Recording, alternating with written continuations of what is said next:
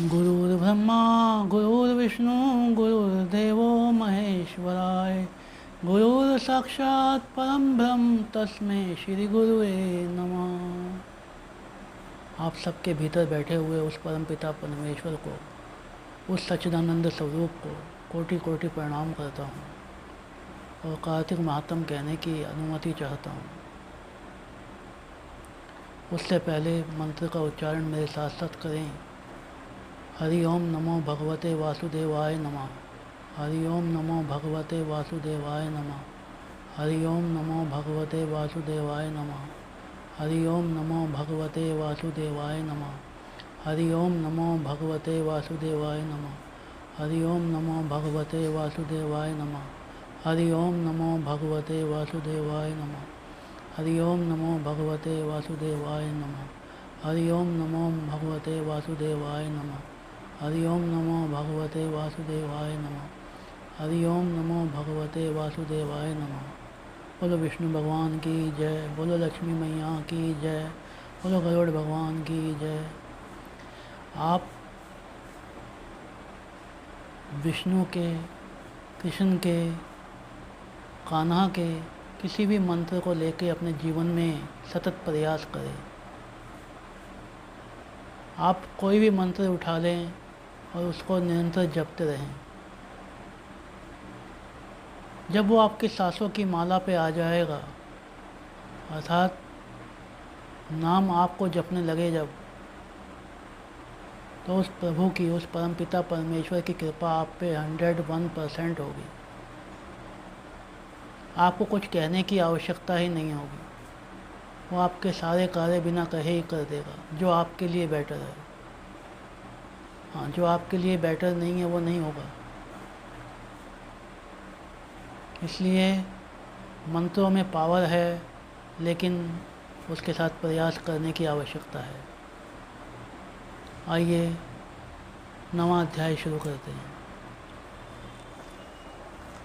राजा पृथु ने कहा, हे नारद जी, आपने कार्तिक मास के व्रत में तुलसी की जड़ में भगवान विष्णु का निवास बताया है और उस मिट्टी का पूजन करने को कहा है। अब मैं भी श्री तुलसी जी के महात्म को सुनना चाहता हूँ। तुलसी कहाँ है और कैसे उत्पन्न हुई, ये बताने की कृपा करें। नारद जी ने कहा, हे राजन, एक समय जब देवगुरु बृहस्पति, देवराज इंद्र कैलाश पर्वत पर शंकर जी का दर्शन करने के लिए गए, तो शंकर जी ने उनकी परीक्षा ली। उस जटाधारी दिगंबर ने उनका मार्ग में ही अनुरोध कर डाला। यद्यपि वे तेजस्वी, शांत, लंबी भुजा और चौड़ी छाती, गौर वर्ण, अपने विशाल नेत्रों से युक्त तथा सिर पर जटाधारे के बैठे थे, तथापि इंद्र ने शंकर जी को न पहचान पाए और उनका नाम, धाम आदि परिचय पूछ बैठे और कहा, शंकर जी अपने निवास पर हैं या कहीं गए हैं। उस पर उस तपस्वी ने कुछ नहीं कहा, परंतु त्रिलोकी के नाथ के ऐश्वर्य से गर्भित होकर इंद्र कब चुप रहते। उन्होंने क्रोध से भुड़क कर कहा, अरे मैं पूछता हूँ तो उत्तर क्यों नहीं दे रहा। मैं अभी तुझे इस वज्र से मारता हूँ, फिर देखता हूँ तुझ दुर्मति की रक्षा कौन करता है।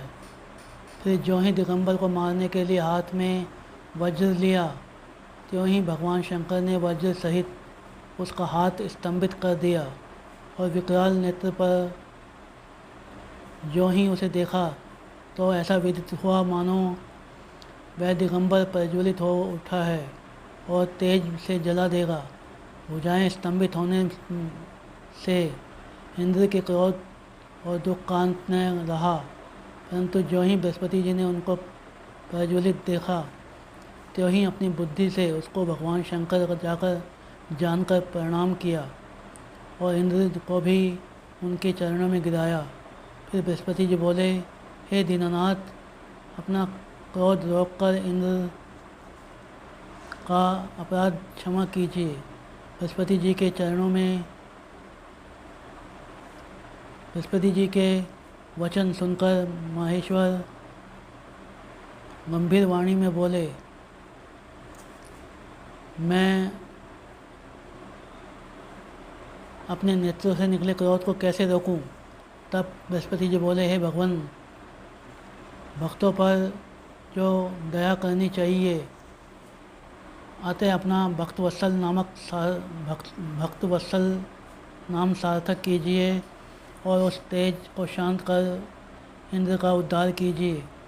तब भगवान शंकर ने कहा, मैं तुम्हारी स्तुति से प्रसन्न हूँ जो तुम्हें इंद्र को जीवन दान दिया